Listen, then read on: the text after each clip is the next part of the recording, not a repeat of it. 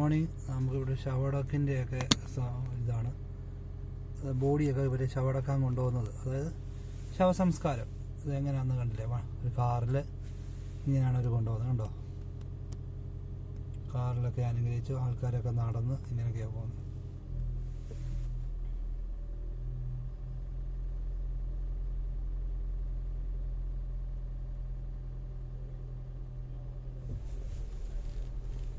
ശേഷം വാഹന അകമ്പടിയൊക്കെ ഉണ്ട്. കണ്ടോ, ഇവിടുത്തെയൊക്കെ ആ രീതിയാണ് അവർ നല്ല രീതിയിൽ കാര്യങ്ങളൊക്കെ ചെയ്യുന്നത്.